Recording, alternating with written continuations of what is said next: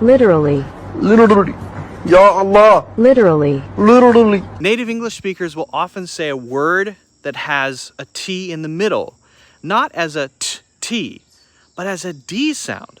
So they won't say literally. Literally, that's the correct pronunciation. Instead, they'll say this light D sound, not d, but more like da da da da da da da da da da da, very light. So it sounds like literally,